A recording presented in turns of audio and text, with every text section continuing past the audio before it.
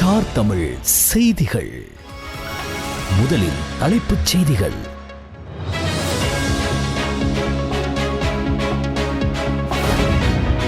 முன்னாள் அமைச்சர் GL பீரிஸ் தலைமையில் நாளை எதிர்க்கட்சிகளின் விசேட கலந்துரையாடல்.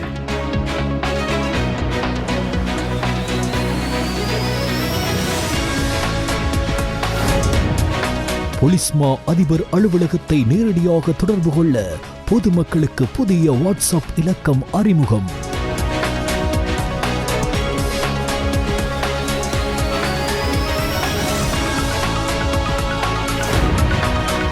மாதுரு ஓயா ஹெலிகாப்டர் விபத்து, நீதிமன்றத்தில் சாட்சியம் அளித்த விமானி.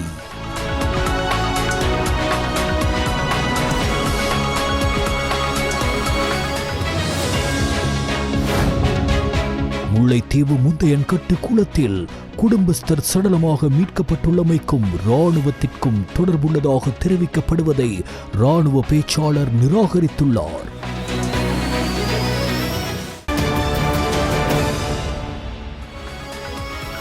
உள்நாட்டுச் செய்திகள். மினுவாங்கொட பத்தட்டுவன பகுதியில் இன்று பிற்பகல் துப்பாக்கி சூடு சம்பவம் ஒன்று இடம்பெற்றுள்ளது. மோட்டார் சைக்கிளில் வந்த 2 அடையாளம் தெரியாத நபர்கள் இந்த துப்பாக்கி பிரயோகத்தை நடத்தியுள்ளதாக தெரிவிக்கப்படுகிறது. துப்பாக்கி சூட்டில் எந்தவொரு நபருக்கும் காயம் ஏற்படவில்லை என்று போலீசார் தெரிவித்தனர். மினுவாங்கொட பகுதியில் பஸ்திலீப் என்ற நபரை குறிவைத்து துப்பாக்கி சூடு நடத்தப்பட்டதாக போலீசார் குறிப்பிட்டனர்.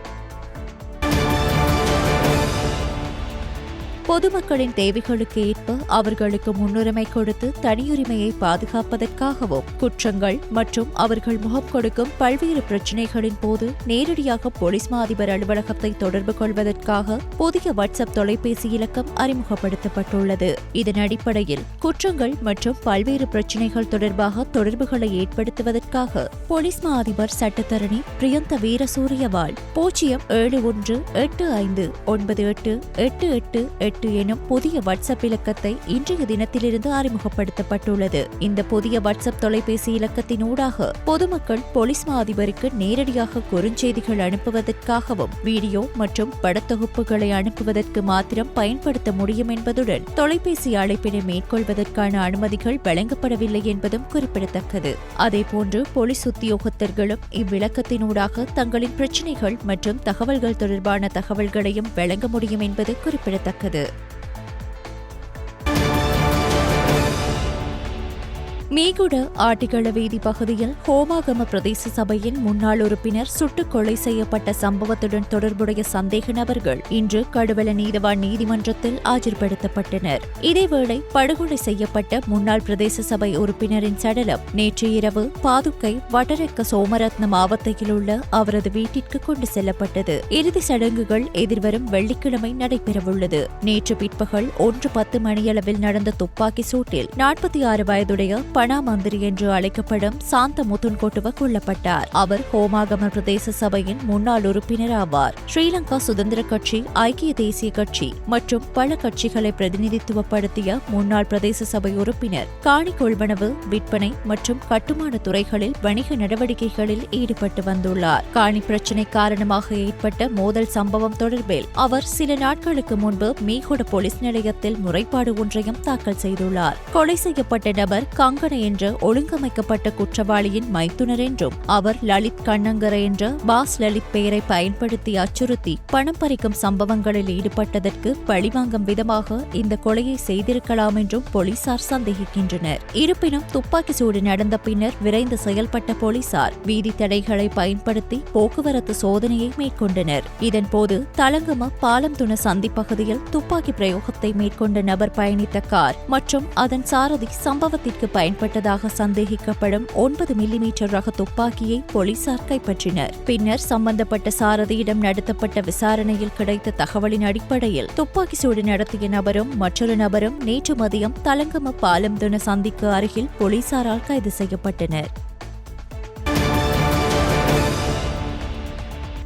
நாளுக்கு நாள் நாடு பூராகவும் கொலை கலாச்சாரம் பரவி வருகிறது. மற்றும் கூட நாட்டின் பாதுகாப்பு பிரதி அமைச்சரினது தேர்தல் தொகுதியான ஓமாகம மீகுட பகுதியில் முன்னாள் உள்ளூராட்சி மன்ற உறுப்பினர் ஒருவர் சுட்டுக் கொலை செய்யப்பட்டுள்ளார். இன்றளவில் கூட அரசாங்கத்தால் இந்த கொலை கலாச்சாரத்தை தடுக்க முடியாமல் போயுள்ளது.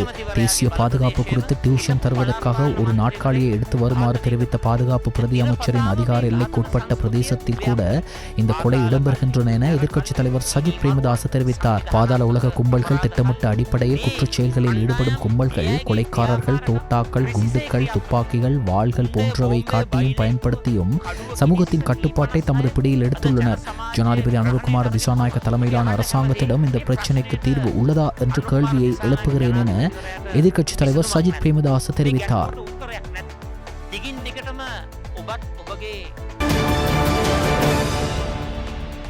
ஜனாதிபதி அனுரகுமார திசாநாயக்கவிற்கும் இலங்கைக்கான ஆஸ்திரேலிய உயர்ஸ்தானிகர் பால் ஸ்டீஃபன்ஸ் ஆகியோருக்கும் இடையிலான சந்திப்பு நேற்று பிற்பகல் ஜனாதிபதி அலுவலகத்தில் இடம்பெற்றது.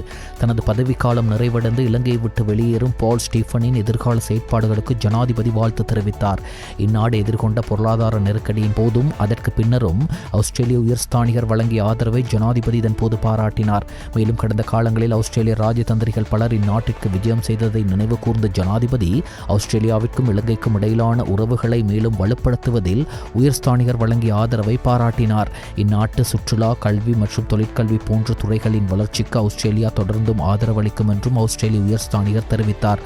ஜனாதிபதியின் செயலாளர் கலாநிதி நந்திக சனத்குமாரநாயக்க மற்றும் ஜனாதிபதியின் சிரேஷ்ட மேலதிக செயலாளர் ரோஷான் கமகே ஆகியோரும் இந்நிகழ்வில் கலந்து கொண்டனர்.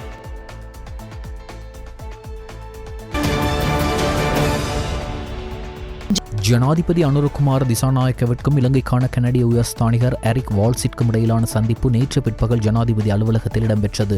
தனது பதவிக்காலம் நிறைவடைந்து இலங்கையை விட்டு வெளியேறும் எரிக் வால்ஸின் எதிர்கால செயற்பாடுகளுக்கு ஜனாதிபதி வாழ்த்து தெரிவித்தார். கனடாவில் இலங்கை மக்கள் அதிக அளவில் வசிப்பதை நினைவு கூர்ந்த ஜனாதிபதி பொருளாதார நெருக்கடியை வெற்றி கொள்வதற்கும் இந்நாட்டில் மனித உரிமைகளை மேம்படுத்துவதற்கும் நல்லிண செயல்முறைக்கும் கனடா வழங்கிய ஆதரவை பாராட்டியதுடன் எதிர்காலத்திலும் அத்தகைய ஆதரவு வழங்கப்படும் என்றும் எதிர்பார்ப்பதாகவும் தெரிவித்தார். ஜனாதிபதியின் செயலாளர் கலாநிதி நந்திக சனத்குமாரநாயக்க மற்றும் ஜனாதிபதியின் சிரேஷ்ட மேலதிக செயலாளர் ரோஷான் கமகே ஆகியோரும் இந்நிகழ்வில் கலந்து கொண்டனர். ஏற்றுமதி அபிவிருத்தி அமைச்சர்கள் சபையின் 2வது கலந்துரையாடல் நேற்று பிற்பகல் ஜனாதிபதி அலுவலகத்தில் ஜனாதிபதி அனுரகுமார் திசாநாயக்க தலைமையில் இடம்பெற்றது. கடந்த சபை அமர்வில் எடுக்கப்பட்ட தீர்மானங்களின்படி 2030 ஆண்டுக்குள் நாட்டின் ஏற்றுமதி வருமானத்தை $36 பில்லியன் அதிகரிப்பது என்ற அரசாங்கத்தின் இலக்கை அடைவதில் எழுந்துள்ள சவால்கள் மற்றும் அதற்கான தீர்வுகள் குறித்தும் அது தொடர்பான முன்மொழிவுகள் குறித்தும் இங்கு விரிவாக கலந்துரையாடப்பட்டன. ஏற்றுமதி துறையின் அபிவிருத்தி தொடர்பான பல அத்தியாவசிய விடயங்கள் தொடர்பில் ஜனாதிபதி கவனம் செலுத்தியதுடன் ரத்தின கற்கள் மற்றும் ஆபரண துறையை முன்னேற்றுதல், சுங்க நடவடிக்கைகளின் செயற்திறனை மேம்படுத்த புதிய ஸ்கேன் இயந்திரத்தை நிறுவுதல், மருந்து ஏற்றுமதி தொழில்துறை, கோழி இறைச்சி ஏற்றுமதி, தேயிலை ஏற்றுமதி அபிவிருத்தி, மசாலா ஏற்றுமதி, எக்ஸ்போர்ட் ஹப், எண்ணக்கரு, திருகோணமலை துறைமுக அபிவிருத்தி, ஏற்றுமதி சார் முதலீட்டு மேம்பாடு, இலத்திரனியல் ஏற்றுமதி துறைக்கு மூலப்பொருட்களை வழங்குதல், புதிய தீர்வை வரி ஒப்பந்தங்களுக்கு செல்லுதல் மற்றும் தீர்வை வரிகள் உள்ளிட்டவை குறித்து இங்கு கலந்துரையாடப்பட்டது. பெருந்தோட்ட மற்றும் சமூக உட்கட்டமைப்பு வசதிகள் அமைச்சர் சமந்த வித்யாரத்ன, கிராமிய அபிவிருத்தி, சமூக பாதுகாப்பு மற்றும் சமூக வலுவூட்டுகை அமைச்சர் உபாலி பன்னிலகே, கைத்தொழில் மற்றும் தொழில் முயற்சியாண்மை அபிவிருத்தி அமைச்சர் சத்துரங்க அபேசிங்க, மேல்மாகாண ஆளுநர் அனிஃபா யூசுப், பாதுகாப்பு அமைச்சின் செயலாளர் ஏயா வாய்ஸ் மார்ஷல் சம்பத் தூயகொந்தா, கைத்தொழில் அமைச்சின் செயலாளர் திலகா ஜெயசுந்தர உட்பட தொடர்புடைய அமைச்சுக்களின் செயலாளர்கள், இலங்கை முதலீட்டு சபையின் தலைவர் அர்ஜுன ஹேரத், இலங்கை ஏற்றுமதி அபிவிருத்தி சபையின் தலைவர் மங்கள விஜயசிங் ஆகியோருடன் இலங்கை துறைமுக அதிகார சபை, இலங்கை ஏற்றுமதி அபிவிருத்தி சபை மற்றும் இலங்கை முதலீட்டு சபை ஆகியவற்றின் சிரேஷ்ட அதிகாரிகளும் இந்நிகழ்வில் கலந்து கொண்டனர்.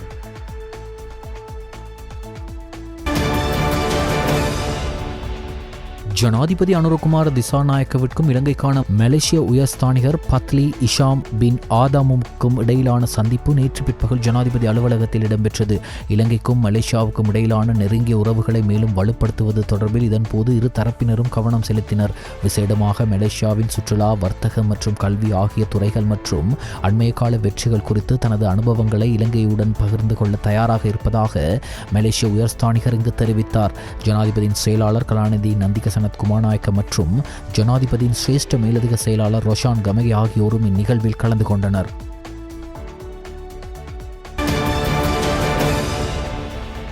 ஜனாதிபதி அனுரகுமார திசாநாயக்க மற்றும் வியட்நாமின் ராக்ஸ் குழுமத்தின் ஆலோசனை குழுவின் தலைவர் மற்றும் கடல்சார் வணிக கூட்டு பங்கு வங்கியின் தலைவர் டிரன் அன் துவான் உள்ளிட்ட பிரதிநிதிகளுக்கும் இடையிலான கலந்துரையாடல் நேற்று பிற்பகல் ஜனாதிபதி அலுவலகத்தில் இடம்பெற்றது. இலங்கையில் தற்போதைய ஸ்திரத்தன்மை மற்றும் முதலீட்டாளர்களுக்கு உகந்த சூழலை கருத்தில் கொண்டு இலங்கையில் முதலீடு செய்ய தயாராக இருப்பதாக ராக்ஸ் நிறுவனத்தின் பிரதிநிதிகள் இங்கு தெரிவித்தனர். அதன்படி இந்நாட்டில் ஒரு தொழில்துறை வளையத்தை நிறுவுவதற்கு அரசாங்கத்தின் ஆதரவை எதிர்பார்ப்பதாக அவர்கள் தெரிவித்தனர். அதேபோன்று புதுப்பிக்கத்தக்க வலுசக்தி மற்றும் அதன் விற்பனை துறைகளில் முதலீடு செய்ய எதிர்பார்ப்பதாகவும் அவர்கள் ஜனாதிபதியிடம் தெரிவித்தனர். அதனுடன் தொடர்புடைய நடவடிக்கைகளுக்காக காணியை அடையாளம் காணவும் தேவையான நிறுவன ஆதரவை பெறவும் இந்த விஜயத்தை மேற்கொள்வதாக அவர்கள் தெரிவித்தனர். இங்கு கருத்து தெரிவித்த ஜனாதிபதி இலங்கையில் ஊழல் இல்லாத சூழல் உருவாக்கப்பட்டுள்ளதால் முதலீடுகளுக்கு நிறுவன மட்டத்தில் சாத்தியமான அனைத்து ஆதரவையும் வழங்க அரசாங்கம் தயாராக உள்ளது என்றும் தெரிவித்தார். இலங்கையின் தற்போதைய நிலைமை குறித்து மிகவும் மகிழ்ச்சியடைவதாகவும் இந்நாட்டில் பாரிய அளவிலான முதலீடுகளை செய்ய தயாராக இருப்பதாகவும் ராக்ஸ் குழுமத்தின் தலைவர் உட்பட ஏனைய பிரதிநிதிகள் தெரிவித்தனர். ராக்ஸ் குழும தலைவர் குயான் தி குயட் ஊவேங், பிரதான அதிகாரி வலுசக்தி பிரிவு லூ லே சி ஆகியோருடன் ஜனாதிபதியின் செயலாளர் கலாநிதி நந்திக சனத்குமார் நாயக்க மற்றும் ஜனாதிபதியின் சிரேஷ்ட மேலதிக செயலாளர் ரொஷான் கமகே ஆகியோரும் இந்நிகழ்வில் கலந்து கொண்டனர்.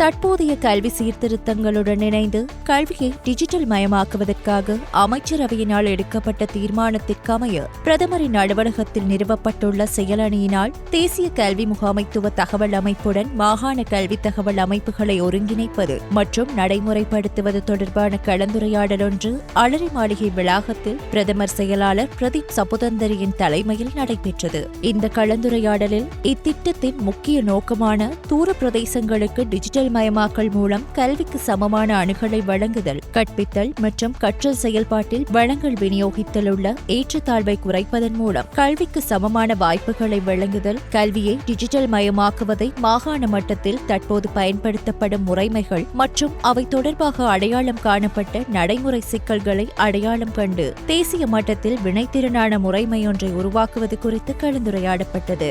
இந்நிகழ்வில் கருத்து தெரிவித்த பிரதமரின் செயலாளர் பிரதீப் சபுதந்தரி, டிஜிட்டல் தீர்வுகள் மற்றும் தொழில்நுட்பத்தை பயன்படுத்துவதில் மாகாண மட்டத்தில் உள்ள ஏற்றத்தாழ்வுகளை குறைப்பதற்காக பின்பற்ற வேண்டிய வழிமுறைகள், டிஜிட்டல் தீர்வுகள் கொள்முதலில் முறையான நடைமுறைகள் பின்பற்ற வேண்டியதன் அவசியம் குறித்து வலியுறுத்தினார். மாகாணங்களை பிரதிநிதித்துவப்படுத்தி இந்நிகழ்வில் கலந்து கொண்ட கல்வி செயலாளர்கள் மற்றும் பணியாளர்களினால் ஒவ்வொரு மாகாணத்திலும் உள்ள பாடசாலைகள் மற்றும் மாகாண கல்வி அலுவலகங்களில் டிஜிட்டல் தீர்வுகளின் பயன்பாடு குறித்த தரவுகள் மற்றும் சிறந்த நடைமுறைகள் குறித்த விளக்க காட்சிகள் முன்வைக்கப்பட்டன.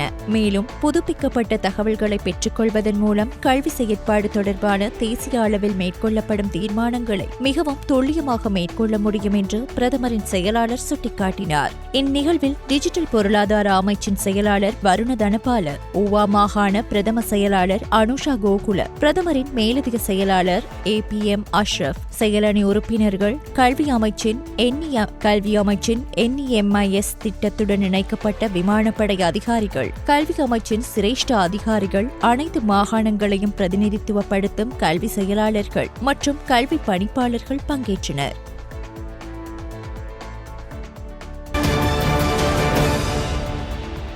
இலங்கைக்கான கனேடிய உயர்ஸ்தானிகர் எரிக் வால்ஸ் இலங்கை பிரதமர் கலாநிதி ஹரணி அமரசூரியவை பிரதமர் அலுவலகத்தில் சந்தித்தார். உயர்ஸ்தானிகரின் பதவிக்காலத்தில் அவர் ஆற்றிய பங்களிப்புகளை பாராட்டிய பிரதமர் இருதரப்பு உறவுகளை வலுப்படுத்துவதில் அவரது வெளிப்படைத்தன்மை மற்றும் அர்ப்பணிப்பு குறித்து விசேடமாக குறிப்பிட்டார். கனடாவின் கல்வி முறை குறித்து பிரதமருக்கு விளக்கமளித்த உயர்ஸ்தானிகர் இலங்கையின் அபிவிருத்தி முயற்சிகளுக்கு கனேடிய அரசாங்கம் தொடர்ந்து ஆதரவளிக்கும் என்றும் தெரிவித்தார். கனேடிய தூதுக்குழுவில் இலங்கையில் உள்ள கனேடிய உயர்ஸ்தானிகர் ஆலயத்தின் அரசியல் விவகாரங்களுக்கான ஆலோசகர் குவென் டெமெல் மற்றும் உயர்ஸ்தானிகர் ஆலயத்தின் இரண்டாவது செயலாளர் பேட்ரிக் பிக்கரிங் ஆகியோர் இடம்பெற்றிருந்தனர். இலங்கையை பிரதிநிதித்துவப்படுத்தி பிரதமரின் செயலாளர் பிரதீப் சபுதந்தரி, பிரதமரின் மேலதிக செயலாளர் திருமதி சாகரிகா போகவத் மற்றும் வெளியுறவு, வெளிநாட்டு வேலைவாய்ப்பு மற்றும் சுற்றுலா அமைச்சின் வட அமெரிக்க பிரிவின் பணிப்பாளர் திருமதி பிரமுதிதா மனுசிங்க ஆகியோர் இந்த சந்திப்பில் பங்கேற்றனர்.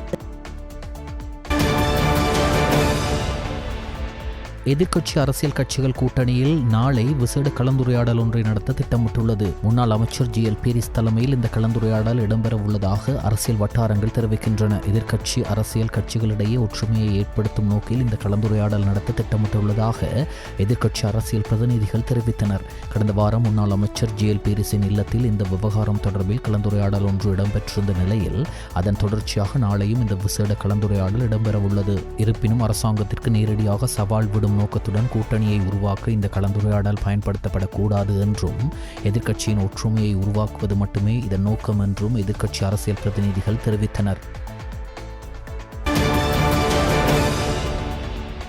ஜனாதிபதி உரிமைகள் சட்டத்தை ரத்து செய்வதற்கு எதிராக முன்னாள் ஜனாதிபதி சந்திரிகா பண்டாரநாயக்க குமாரதுங்க சட்ட நடவடிக்கை எடுக்கவுள்ளதாக சில ஊடகங்களில் பரவி வரும் செய்திகள் உண்மைக்கு புறம்பானவை என்று முன்னாள் ஜனாதிபதியின் ஊடக பிரிவு தெரிவித்துள்ளது.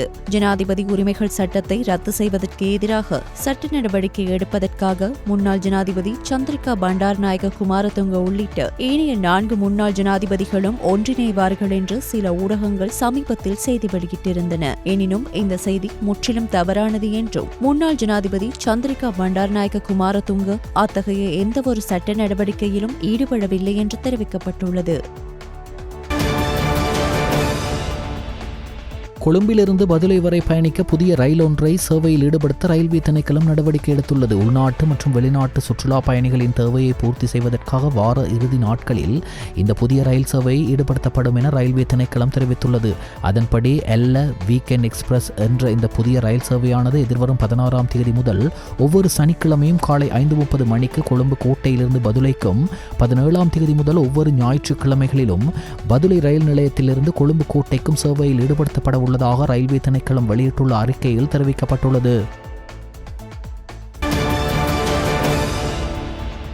தலாவ கெக்கிராவ வீதியில் மகா இலுப்பல்லம பிரதேசத்தில் இடம்பெற்ற வேன் விபத்தில் 6 பேர் காயமடைந்துள்ளதாக போலீசார் தெரிவித்தனர். வேன் ஒன்று வீதியை விட்டு விலகி அருகில் இருந்த மின்கம்பத்தில் மோதி பின்னர் வீடொன்றின் மீது மோதியதில் இந்த விபத்து இடம்பெற்றுள்ளதாக போலீசார் தெரிவித்தனர். விபத்தில் வேனில் பயணித்த 6 பேர் காயமடைந்துள்ள நிலையில் சிகிச்சைக்காக வைத்தியசாலையில் அனுமதிக்கப்பட்டுள்ளதோடு விபத்து தொடர்பான மேலதிக விசாரணைகளை மேற்கொண்டு வருவதாகவும் போலீசார் தெரிவிக்கின்றனர். சீகிரியம திகம்பதகா வீதியில் மோட்டார் சைக்கிள் மற்றும் கார் ஒன்று மோதிய விபத்தில் மோட்டார் சைக்கிளில் பயணித்த 3.5 வயது சிறுமி உயிரிழந்துள்ளார். உயிரிழந்தவர் தம்புள்ளை சியம்பலாகஸ்வெவ பகுதியைச் சேர்ந்த சசித்மின் நெஹன்சா அழுவிகாரே என்ற சிறுமியாவார். மோட்டார் சைக்கிளை ஓட்டி சென்ற நபர் அவரது மகளை முன்னிருக்கையில் வைத்துக் கொண்டு பயணித்துள்ளார். இதன்போது மோட்டார் சைக்கிள் ஒரு காரின் பின்புறத்தில் மோதியதில் இவ்விபத்து சம்பவித்துள்ளது. மோட்டார் சைக்கிள் கார் மீது மோதியதில் மோட்டார் சைக்கிளின் முன்னிருக்கையில் இருந்த மகள் வீதியில் தூக்கி வீசப்பட்டதாக முதற்கட்ட விசாரணைகளில் தெரியவந்துள்ளது. சம்பவம் தொடர்பாக காரின் சாரதி கைது செய்யப்பட்டுள்ளதோடு விபத்துக்குள்ளான காரும் போலீசாரினால் பொறுப்பேற்கப்பட்டதாக சீகிரிய போலீசார் தெரிவித்தனர். சீதுவ ஈரியகஹளிந்த வீதி பிரதேசத்தில் குழுவொன்றின் தாக்குதலுக்கு இலக்கான நபரொருவர் உயிரிழந்துள்ளார். சம்பவத்தில் கூறிய ஆயுதம் ஒன்றால் தாக்கப்பட்டதில் பழுத்த காயமடைந்த நபர் நீர்கொழும்பு வைத்தியசாலையில் அனுமதிக்கப்பட்டதன் பின்னர் உயிரிழந்ததாக சீதுவ போலீசார் தெரிவித்தனர். சீதுவ ஈரியகஹளிந்த வீதி பகுதியைச் சேர்ந்த 40 வயதுடைய ஒருவரே இவ்வாறு உயிரிழந்துள்ளார். சடலம் நீர்கொழும்பு வைத்தியசாலையின் பிரேத அறையில் வைக்கப்பட்டுள்ளது. சம்பவத்துடன் தொடர்புடைய சந்தேக நபர்கள் இதுவரையில் கைது செய்யப்படவில்லை. சந்தேக நபர்களை கைது செய்யும் நடவடிக்கையை சீதுவ போலீசார் முன்னெடுத்து வருகின்றனர். இலங்கை விமானப்படைக்கு சொந்தமான பெல் 212 ரக ஹெலிகாப்டர் பயிற்சியின் போது பறக்கப்பட்ட 30 வினாடிகளுக்குள் கட்டுப்பாட்டை இழந்து மாதுரோயா நீர்த்தேக்கத்தில் மோதி விபத்துக்குள்ளானதாக பைலட் லெப்டினல் பாலான் ஜெயவர்தன தெய்யத்தக்கண்டிய நீதவான் நீதிமன்றத்திற்கு தெரிவித்துள்ளார். மாதுரோயா நீர்த்தேக்கத்தில் ஹெலிகாப்டர் விபத்துக்குள்ளாகி விமானப்படை மற்றும் ராணுவ விசேட படையைச் சேர்ந்த 6 வீரர்களின் உயிரை பறித்த சம்பவம் தொடர்பான வழக்கு தெய்யத்தக்கண்டிய நீதவான் பிரியாந்த ஆல்யால முன்னிலையில் மீண்டும் விசாரணைக்கு எடுத்துக் கொள்ளப்பட்ட போது தலைமை விமானி சாட்சியமளிக்கும் போது இவ்வாறு தெரிவித்ததாக தெரிவிக்கப்படுகிறது. ஹெலிகாப்டர் கட்டுப்பாட்டை இழந்து மாதுரோயா நீர்த்தேக்கத்தில் மோதியமைக்கு காரணம் தனது தவறு அல்ல என்று தான் நம்புவதாக தலைமை விமானி லெப்டினல் பாலன் ஜெயவர்தன மேலும் சாட்சியம் அளித்தார். ஹெலிகாப்டர் ஏதேனும் ஒரு தொழில்நுட்ப கோளாறு காரணமாக விபத்துக்குள்ளாகி இருக்கலாம் என்று சந்தேகிப்பதாக அவர் கூறியுள்ளார். ஆனால் ஒரு குறிப்பிட்ட காரணம் இன்னும் உறுதிப்படுத்தப்படவில்லை. இந்த வழக்கை எதிர்வரும் 21ஆம் தேதி மீண்டும் விசாரிக்க உத்தரவிட்ட நீதவான் அன்றைய தினம் விபத்தில் இறந்த 2 விமானப்படை வீரர்கள் மற்றும் 4 இராணுவ விசேட படை வீரர்களின் மரணத்திற்கான காரணத்தை அறிவிக்கவும் தீர்மானித்துள்ளார். விமான விபத்து தொடர்பான விசாரணைகளின் முன்னேற்றத்தை குறிக்கும் அறிக்கையில் அதே நாளில் நீதிமன்றத்தில் சமர்ப்பிக்குமாறு தெய்யத்தக்கண்டிய போலீசாருக்கு நீதவான் உத்தரவிட்டுள்ளார். වැලිපෙන්න பொலிஸ் பிரிவின் லிந்தமுல்லகேவத்த தொட்டுப்பட வீதியின் மீகம பிரதேசத்தில் வீடொன்றுக்கு அருகிலுள்ள புதரின் கீழிருந்து துப்பாக்கிகளுக்கு பயன்படுத்தப்படும் ஒரு தொகை தோட்டாக்கள் கண்டுபிடிக்கப்பட்டுள்ளன. அருகில் விளையாடிக் கொண்டிருந்த சிறுவர்கள் குழுவொன்று குறித்த தோட்டாக்களை கண்டு அங்கிருந்த நபரொருவருக்கு தெரிவித்ததை தொடர்ந்து பின்னர் அவர் போலீசாருக்கு தகவல் வழங்கியுள்ளார். இதன்போது சுமார் 45 தோட்டாக்கள் போலீசாரினால் கண்டுபிடிக்கப்பட்டன. சம்பவம் குறித்து වැලිපෙන්න போலீசார் மேலதிக விசாரணைகளை மேற்கொண்டு வருகின்றனர். அரசு மற்றும் தனியார் பேருந்துகளில் பயணிக்கும் பயணிகளின் பாதுகாப்பை உறுதி செய்வதற்காக செயற்கை நுண்ணறிவை பயன்படுத்தி புதிய தொழில்நுட்ப முறை பயன்படுத்தப்படும் என்று அமைச்சர் பிமல் ரத்நாயக்க தெரிவித்தார். கதிர்காம பகுதியில் ஊடகங்களுக்கு கருத்து தெரிவித்த அவர் முதற்கட்டமாக 40 தொழில்நுட்ப கருவிகளை பேருந்துகளில் நிறுவ நடவடிக்கை எடுக்கப்படும் என தெரிவித்தார். AI தொழில்நுட்பத்தை பயன்படுத்தி சாரதிகள் சோர்வாக இருந்தால், தூக்கத்தில் இருந்தால், நித்திரை கலக்கம் இருந்தால் அல்லது பணியில் இருக்கும்போது செய்யக்கூடாத பிற விடயங்களை செய்தால் அவர்களுக்கு நினைவூட்ட இந்த AI தொழில்நுட்பம் பயன்படும். அம்சங்களை இலங்கையில் உள்ள நிறுவனங்கள் பல வருடங்களாக பயன்படுத்தப்பட்டு வருகின்றன. ஆனால் அவை இலங்கையில் பொது போக்குவரத்திற்கு குறிப்பாக மில்லியன் கணக்கான மக்களை ஏற்றிச் செல்லும் இலங்கை போக்குவரத்து சபை மற்றும் தனியார் பேருந்துகளில் பயன்படுத்தப்படவில்லை. எனவே அவர்களுடன் பேசிய பிறகு அவர்கள் தங்கள் நிர்வாக அறிவு, தொழில்நுட்பம் மற்றும் உபகரணங்களை வழங்க விருப்பத்துடன் முன்வந்தனர். முதற்கட்டமாக இலங்கை போக்குவரத்து சபை மற்றும் தனியார் பேருந்துகளுக்கு 40 கருவிகள் வழங்கப்படும். நாட்டில் நீண்ட தூர பயணங்களை மேற்கொள்கின்ற பேருந்துகள் மூலம் இடம்பெற்று வருகின்ற வீதி விபத்துக்களை குறைப்பதற்கு புதிய திட்டம் ஒன்று தயாரிக்கப்பட்டுள்ளதாக போக்குவரத்து, நெடுஞ்சாலைகள், துறைமுகங்கள் மற்றும் சிவில் விமான சேவைகள் அமைச்சர் பிமல் ரத்நாயக்க தெரிவித்துள்ளார். நாட்டில் கைதிகளுக்கென சுகாதார பராமரிப்பு என்பது ஒரு சலுகை அல்ல, மாறாக ஒரு உரிமையாகும். மேலும் மன அழுத்தம் மற்றும் பணி நெருக்கடி மற்றும் போதுமான ஊழியர்கள் இல்லாமை போன்ற மன அழுத்தம் நிறைந்த சுற்றுச்சூழல் நிலைமைகளும் சிறைச்சாலைகளில் தொற்றா நோய்களும் அதிகரிப்பதற்கு பங்களிக்கும் காரணிகளாகும் என்று சுகாதார மற்றும் வெகுஜன ஊடக அமைச்சர் வைத்தியர் நலிந்த ஜெயதிச தெரிவித்தார். நாட்டில் நிறுவப்பட்ட 24 சிறை மருத்துவமனைகளில் சிறை அதிகாரிகள், கைதிகள் மற்றும் அவர்களது குடும்பத்தினருக்கு நேற்று முதல் செயற்படுத்தப்படும் சிறப்பு மருத்துவ சிகிச்சை திட்டத்தின் தொடக்க விழாவில் கலந்து கொண்டு உரையாற்றும் போதே அமைச்சர் இந்த கருத்துக்களை தெரிவித்தார். இந்த நிகழ்வு வெள்ளிக்கட சிறைச்சாலை ஆராய்ச்சி மற்றும் சீர்திருத்த பயிற்சி மைய வளாகத்தில் தொடங்கியது. மேலும் இந்த திட்டம் நேற்று முதல் 16ஆம் தேதி வரை நாடு முழுவதும் மருத்துவமனைகளில் செயற்படுத்தப்படும். சிறைச்சாலை மருத்துவர்கள் உட்பட தேவையான சுகாதார ஊழியர்கள் விரைவில் இணைக்கப்படுவார்கள் என்றும், சிறைச்சாலை மருத்துவமனைகளில் அவசர சிகிச்சை பிரிவுகளை நிறுவ திட்டங்கள் வகுக்கப்பட்டுள்ளதாகவும், சிறைச்சாலை மருத்துவமனைகளின் மகளிர் வார்டுகளில் உள்ள பிரச்சினைகளை தீர்க்க அவசர நடவடிக்கை எடுக்கப்படும் என்றும் சுகாதார அமைச்சர் தெரிவித்தார். கடுவெல போமிரிய மத்திய கல்லூரியின் மாணவர் பாராளுமன்றத்தின் ஆரம்ப அமர்வு நேற்று ஜனாதிபதி செயலகத்தில் பழைய பாராளுமன்ற சபாபீடத்தில் நடைபெற்றது. ஜனாதிபதி அலுவலகம், கல்வி அமைச்சு மற்றும் இலங்கை பாராளுமன்ற தொடர்பாடல் பிரிவு ஆகியவற்றால் பாடசாலை மாணவர்களுக்காக செயற்படுத்தப்படும் விஷன் நிகழ்ச்சி தொடரிற்கு இணையாக போமிரிய கல்லூரிக்கு இந்த வாய்ப்பு கிடைத்தது. இதன்போது எதிர்கால தலைமைத்துவம், பாராளுமன்ற மரபின் வரலாறு, பாராளுமன்றத்தின் வகிப்பாகம் என்பன குறித்து மாணவர் பாராளுமன்ற உறுப்பினர்களுக்கு தெளிவுபடுத்தப்பட்டது. ஜனாதிபதி நிதியத்தின் செயற்பாடுகள் மற்றும் பாடசாலை மாணவர்களுக்கு அதன் முக்கியத்துவம் குறித்து ஜனாதிபதியின் சிரேஷ்ட மேலதிக செயலாளர் ரொஷான் கமகே எடுத்துரைத்தார். மாணவர் பாராளுமன்றத்தின் ஆரம்ப அமர்வு தொடங்கியதைத் தொடர்ந்து சபாநாயகர் நியமனம், சபாநாயகர் பதவி பிரமாணம், உறுப்பினர்கள் பதவி பிரமாணம் ஆகியவையும் இடம்பெற்றன. மாணவர் பாராளுமன்ற உறுப்பினர்களுக்கு பங்கேற்பு சான்றிதழ்கள் வழங்குதல் மற்றும் இலங்கை வங்கி கணக்குகளை திறத்தல் ஆகியவையும் இடம்பெற்றதுடன் அடையாள பரிசாக பெறுமதியான மரக்கன்றுகள் வழங்கப்பட்டன. பாராளுமன்றத்தின் பிரதி சபாநாயகர் வைத்தியர் ரிஸ்வி சாலி, ஜனாதிபதி சட்ட பணிப்பாளர் நாயகம் JM விஜயபண்டார, ஜனாதிபதியின் மக்கள் தொடர்பு பணிப்பாளர் நாயகம் தர்மசிறி கமகே, போமிரிய மத்திய கல்லூரி அதிபர் MMAAM திலகரத்ன, கல்லூரியின் மாணவர் பாராளுமன்றத்திற்கு பொறுப்பான ஆசிரியை நதிகா உதயங்கனி பெரேரா ஆகியோருடன் ஆசிரியர்கள், பெற்றோர்கள் மற்றும் பலர் இந்நிகழ்வில் கலந்து கொண்டனர். முல்லைத்தீவு முந்தையன்குளத்தில் கபில்ராஜ் என்ற இளம் குடும்பஸ்தர் சடலமாக மீட்கப்பட்டுள்ளமைக்கும் இராணுவத்திற்கும் தொடர்புள்ளதாக தெரிவிக்கப்படுவதை இராணுவ பேச்சாளர் வருண கமகே நிராகரித்துள்ளார். நாளுக்கு வழங்கிய செவ்வியில் அவர் இதனை தெரிவித்துள்ளார். ஒட்டிச்சூட்டான் முந்தையன்கட்டு வீதியில் உள்ள முகாமில் உள்ள படையினர் ஆகஸ்ட் 7ஆம் தேதி இரவு நபர்கள் சிலர் முகாமிற்குள் நுழைய முற்பட்டதை தடுத்து நிறுத்தினார்கள்.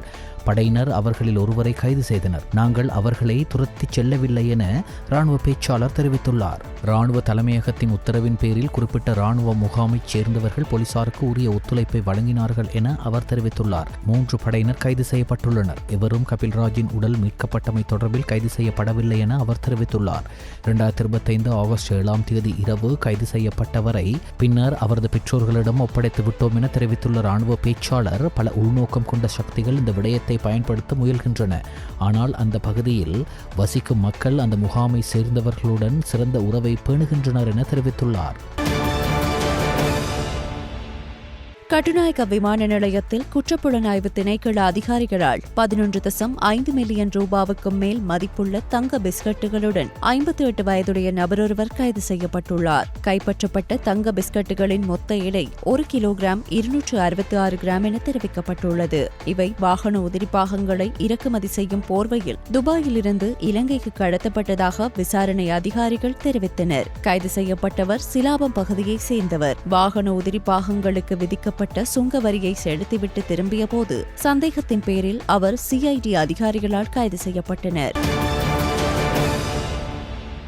தலைமன்னார் பேசாலை கரையோர பகுதியில் 24 மில்லியன் ரூபாவுக்கும் அதிக மதிப்புள்ள கேரள கஞ்சா கடற்படையினரால் கைப்பற்றப்பட்டது. தலைமன்னார் குடியிருப்பு மற்றும் பேசாலைக்கு இடைப்பட்ட கரையோர பகுதியில் இலங்கை கடற்படை நடத்திய சிறப்பு தேடுதல் நடவடிக்கையின் போது கடற்படையினரால் 110 கிலோகிராம் 600 கிராம் கேரள கஞ்சா பறிமுதல் செய்யப்பட்டது. இதன் மொத்த மதிப்பு 24 மில்லியன் ரூபாவுக்கும் அதிகம் என கடற்படையினர் தெரிவித்துள்ளனர். கடற்படையினர் நடத்திய இந்த சிறப்பு தேடுதல் நடவடிக்கையின் போது அப்பகுதியிலுள்ள ஒரு புதரில் மறைத்து வைத்திருந்த 3 சந்தேகத்திற்கிடமான பொதிகள் கண்காணிக்கப்பட்டு ஆய்வு செய்யப்பட்டன. மேல் சப்ரகமுவ மற்றும் மத்திய மாகாணங்களிலும் காலி மற்றும் மாத்தர மாவட்டங்களிலும் அவ்வப்போது மழையுடனான வானிலை நிலவக்கூடும் என வளிமண்டலவியல் திணைக்களம் எதிர்வு கூறியுள்ளது. வடமேல் மாகாணத்தில் பல தடவைகள் மழை பெய்யக்கூடும் எனவும் திணைக்களம் வெளியிட்டுள்ள அறிக்கையில் குறிப்பிடப்பட்டுள்ளது. சப்ரகமுவ மாகாணத்திலும் நுவரெலியா மற்றும் கண்டி மாவட்டங்களிலும் சில இடங்களில் 50 மில்லிமீட்டருக்கும் அதிகமான ஓரளவு பலத்த மழை பெய்யக்கூடும்.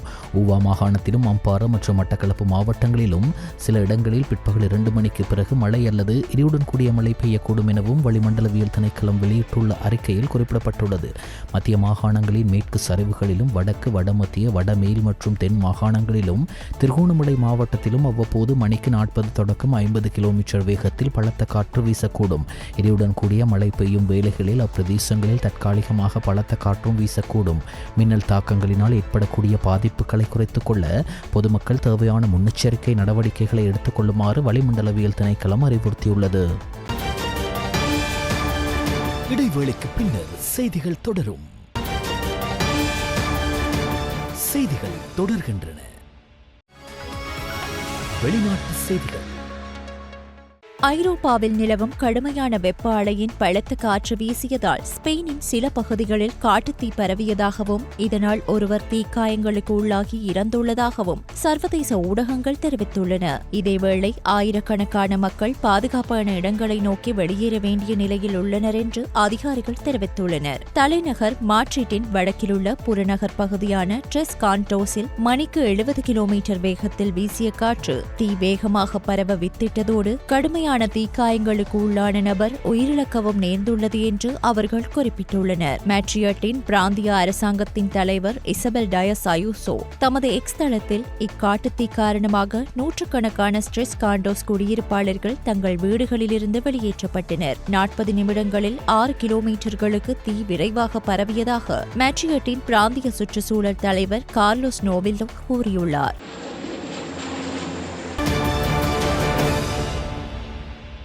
காசாவில் கடந்த 24 மணி நேரத்தில் இஸ்ரேலிய தாக்குதல்களில் உணவுக்காக காத்திருந்த 31 பேர் உட்பட 89 பேர் கொல்லப்பட்டுள்ளதுடன் 513 பேர் காயமடைந்துள்ளதாக சர்வதேச ஊடகங்கள் செய்தி வெளியிட்டுள்ளன. கடுமையான பசியால் வாடும் காசாவில் 2 குழந்தைகள் உட்பட மேலும் 5 பாலஸ்தீனியர்கள் இறந்துள்ளதாக காசா சுகாதார அமைச்சு அறிவித்துள்ளது. இதன் மூலம் 103 குழந்தைகள் உட்பட பட்டினியால் இறந்தவர்களின் எண்ணிக்கை 227ஆக உயர்ந்துள்ளது. இதற்கிடையே கடந்த ஞாயிற்றுக்கிழமை காசா வைத்தியசாலை மீது நடந்த தாக்குதலில் 5 அல் ஜசீரா ஊடகவியலாளர்கள் கொல்லப்பட்டது சர்வதேச அளவில் இஸ்ரேலுக்கு அழுத்தத்தை ஏற்படுத்தியுள்ளது. ஆனாலும் ஊடகவியலாளர்கள் கொலை தொடர்பாக இஸ்ரேல் ராணுவம் பொறுப்பேற்றுக் கொண்டதாகவும் தற்போது செய்திகள் வெளியாகிய நிலையில் பல சர்ச்சை எழுந்துள்ளமையும் குறிப்பிடத்தக்கது.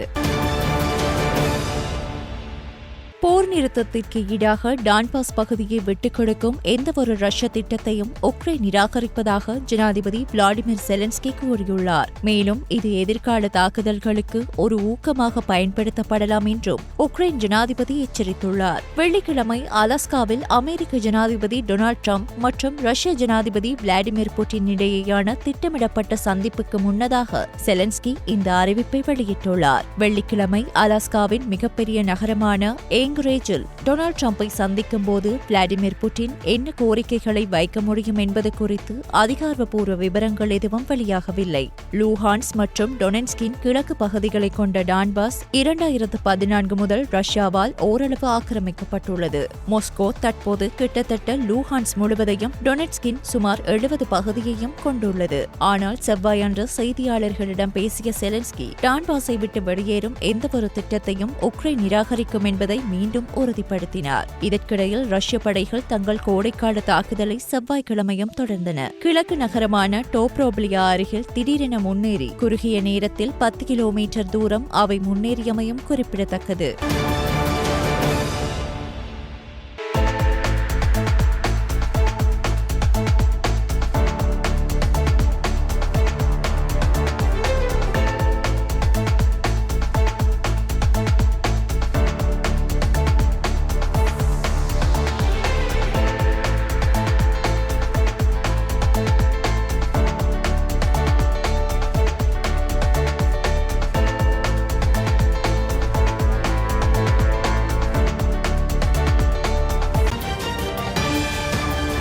இடைவேளைக்கு பின்னர் செய்திகள் தொடரும். செய்திகள் தொடர்கின்றன. விளையாட்டு செய்திகள். பாகிஸ்தான் அணிக்கு எதிரான ஒருநாள் கிரிக்கெட் தொடரை சுமார் 34 ஆண்டுகளுக்கு பின்னர் கைப்பற்றி மேற்கிந்திய தீவுகள் அணி புதிய சாதனையை நிலைநாட்டியுள்ளது. பாகிஸ்தான் மற்றும் மேற்கிந்திய தீவுகள் அணிக்கு இடையிலான 3வதும் இறுதியுமான ஒருநாள் கிரிக்கெட் போட்டி நேற்று நடைபெற்றது. நாணய சுழற்சியில் வெற்றி பெற்றிருந்த பாகிஸ்தான் அணி முதலில் பந்துவீச்சை தேர்வு செய்திருந்தது. இதன்படி முதலில் துடுப்படுத்தாடிய மேற்கிந்திய தீவுகள் அணி 50 ஓவர்கள் நிறைவில் 6 விக்கெட்டுகளை இழந்து 294 ஓட்டங்களை பெற்றது. இதில் மேற்கிந்திய தீவுகள் அணி சார்பாக அதிகபட்சமாக அணித்தலைவர் ஷாய் ஹோப் ஆட்டமிழக்காமல் 120 ஓட்டங்களை பெற்றிருந்தார். இதனைத் தொடர்ந்து 295 என்ற வெற்றி இலக்கை நோக்கி பதிலுக்கு துடுப்படுத்தாடிய பாகிஸ்தான் அணி மேற்கிந்திய தீவுகள் அணியின் பந்துவீச்சினை தாக்குப்பிடிக்க முடியாமல் அடுத்தடுத்து விக்கெட்டுகளை இழந்து இறுதியில் 92 ஓட்டங்களை மட்டும் எடுத்து சகல விக்கெட்டுகளையும் இழந்தது. இதன் மூலம் 202 ஓட்டங்கள் வித்தியாசத்தில் பாகிஸ்தானை வீழ்த்தி மேற்கிந்திய தீவுகள் அணி அபார வெற்றியை பெற்றது. இந்த வெற்றியின் மூலம் பாகிஸ்தான் அணிக்கு எதிரான ஒருநாள் தொடரை 34 ஆண்டுகளுக்கு பின்னர் மேற்கிந்திய தீவுகள் அணி கைப்பற்றியுள்ளது. இரு அணிகளுக்கும் இடையிலான ஒருநாள் கிரிக்கெட் தொடரை மேற்கிந்திய தீவுகள் அணி 2-1 என்ற கணக்கில் கைப்பற்றியுள்ளமையும் குறிப்பிடத்தக்கது.